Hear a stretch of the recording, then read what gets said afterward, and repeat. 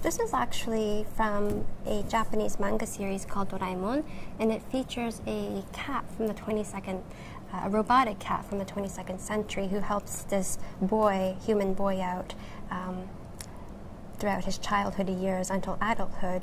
And in this particular story, it begins with the boy, his name is Nobita, who leaves the dinner table because he's unable to eat, which makes his parents really worry about him. And so the robotic cat finds a solution, and he pulls out this futuristic device from his magical pocket called the mini black hole. And the black hole is kind of explained in this little panel here as a graveyard of outer space. It swallows up everything in sight, but not even light can escape it. And what Doraemon, the robotic cat, does is gives Nobita this little speck of the black hole, which he consumes, and it enables him to finish his meal. And then the following day, Nobita is talking to his friend about how many bowls of rice he can eat, and this leads to the friends having an eating contest. And in order to win, Nobita goes back home and eats more of the black hole, which eventually does enable him to win the contest, but then he falls asleep after eating such a big meal. And every single time he inhales and exhales, because he's snoring, so when he inhales, everything that's within his gravitational pull gets sucked in. And so the story ends with his mother really frustrated at the fact that all this junk has accumulated at their doorstep. And so I think this is another very playful and interesting way that mediates our fears of the black hole. I think in Japanese popular culture, the black hole is made manifest in the form of like a superpower. And I'm only going to talk about some of them, but everyone's familiar with Pokemon. Yes?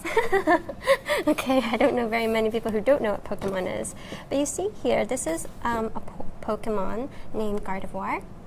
It's a genderless Pokemon, and it has this power to generate a black hole as a kind of last resort to use it to protect its Pokemon master if he or she is faced in mortal danger. The other one is this guy.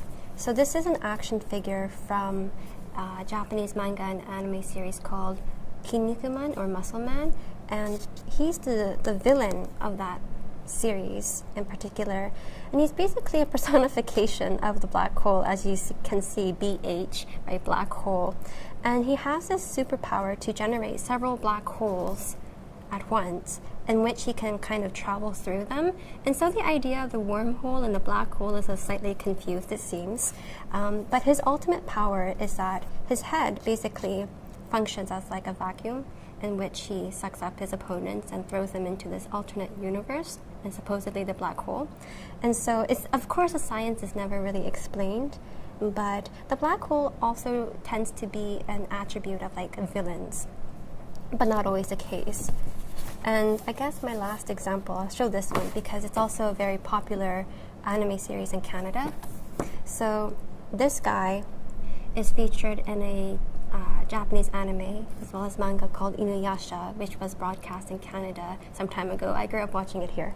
But he has this power, or rather, the male line in his family is cursed with this black hole on his palm. And it's never really called the black hole in the anime series.